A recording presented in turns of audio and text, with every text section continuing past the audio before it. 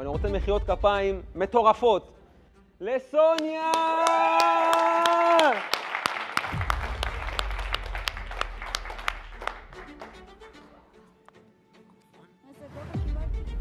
וואו, אני חייבת להגיד שקודם כל אני מתרגשת ממש.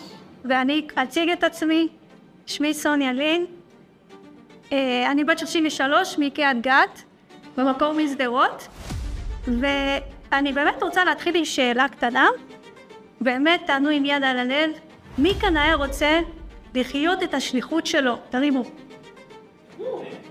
איזה כיף. מי כאן היה רוצה לדעת איך לרפא את עצמו ולצאת מכל סבל ומכל תקיעות? נכון נשמע חלום? מי באמת רוצה את זה? יאללה. אני אספר על עצמי, אני נולדתי עם שיתוק מוחין מלידה, ומי שלא יודע, שיתוק מוחין זה בעצם החמצן לא הגיע לעובר, וברגע שהחמצן לא מגיע לעובר, זה פוגע בתפקוד הפיזי. אז תשימו לב איך אני הולכת עכשיו, הצד שמאל שלי יותר בצליעה, וכל הצד, כל המשקל עובר על רגל ימין. וכמו שכולנו יודעים, מספיק יש בעיה אחת קטנה לכל אחד, פיזי, רגשי, ועכשיו עם המלחמה, וואו, כמה יש לנו לצערנו טראומות. הבן אדם לא יכול לתפקד. אז אני נולדתי לתוך הדבר הזה, וההורים שלי שהם גילו את זה בלידה עצמה, מאותו רגע רק רצו להבין איך אפשר לשפר את הבריאות של הבת שלהם. אז בגיל 5 אני עברתי ניתוח, עריכת גיד ברגל שמאל. עריכת גיד ברגל שמאל זה בעצם שהכף רגל שלי היא תוכל ללכת ישר. ושאני לא אפול, הייתי נופלת המון בילדות. אתם יודעים מה זה ללכת וליפול כל פעם? אתה לא מצליח. אז תרתי משמע ככה הרגשתי גם בחיים עצמם. זאת אומרת, ברגע שמספיק בן אדם לא מתפקד משהו קטן, הוא לא יכול לתפקד. אם זה החיים, זה התקשורת. ואני לא אשכח איזה יום אחד שבגיל 16 אני עברתי ניתוח מורכב, לקח 5 שעות לרופאים, בעצם לסובב את הרגליים שהוא יהיה ישרות כמו עכשיו, ויש לי פלטינות ברגליים, 5 פה, 6 פה, והם עשו את זה כדי שהברכיים לא יסתובבו פנימה, אז פשוט אישרו לי אותם, ומאותו רגע החיים שלי השתנו.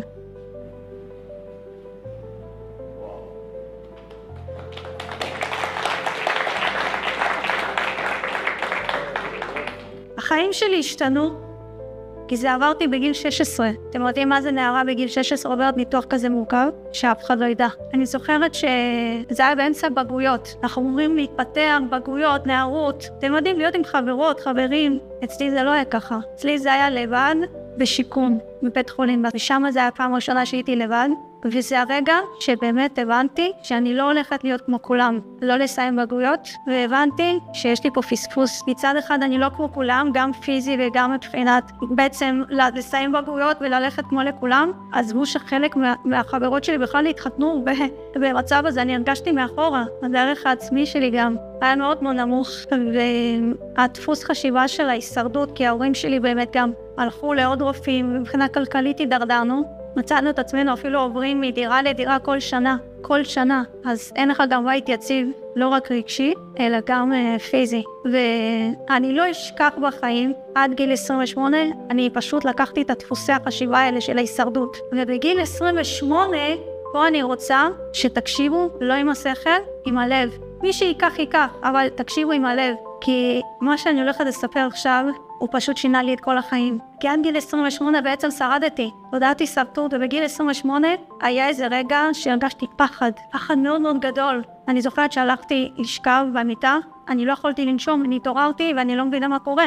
ואני גרה לבד עם כלבה. אני הרגשתי פחד, אמרתי, זהו, אני סיימתי את החיים שלי כאן. זה מה שהרגשתי באותו רגע. הרגשתי התכווצות פה, כאב בלתי מוסבר, שלא ידעתי לתת לזה שם. אני זוכרת שבטחתי תהילים, אמרתי אלוהים, ואני כמובן בכיתי מלא, כאילו זה היה פחד שאי אפשר לתאר את זה במילים. אני זוכרת שבכיתי המון ואמרתי אלוהים, אתה יודע מה? זה רק אני ואתה פה. פשוט, אם סיימתי את תפקידי, פשוט תיקח אותי. אני זוכרת פה את הכאב הזה, שאמרתי את זה, אני פשוט שחררתי אחיזה. שחררתי איזה משהו. ומאותו רגע, נולדתי מחדש. אני אגיד לכם שמאותו רגע, מה שקרה, שכל הדפוסי החשיבה, האמונות שהנחילו לנו, החינוך, כל מה שקרה פשוט נעלם, לא היה לי מחשבות. אתם יודעים מה זה בן אדם שלא הולך עם מחשבות? בלי מחשבות, אתם יודעים מה זה? מישהו מכיר פה בן אדם שהוא הולך באמת בלי מחשבות? גם אני לא מכירה. ואז הבנתי שכל חוקי היקום נגלה אליי. אנחנו ניצוץ אלוקי שקיים בכל אחד ואחד. ראיתי בכל דבר חומרי את הניצוץ האלוקי שלו. הבנתי שהחומר זה אשליה. עכשיו, איך אנחנו לוקחים את זה בפנים? כי הבנתי שבעצם זה היה שיעור, מה שעברתי, זה היה שיעור לא ללכת לפי כולם, לפי מה שהנחילו לנו יותר נכון. כי לכל אחד יש נתיב אחר, דרך משלו, שפה משלו. ואני חייתי באושר עילאי. זה היה שלווה מטורפת, אושר. ראיתי פתאום את המשמעות מבלי להיות תלוי במשהו חיצוני. זה מין סמכות פנימית. זה דומה קצת, אומרים למוות קליני. שלא נדע שאף אחד, זה אומרים שזה דומה, אבל שמה, מאותו רגע, הבנתי מה המשמעות שלי.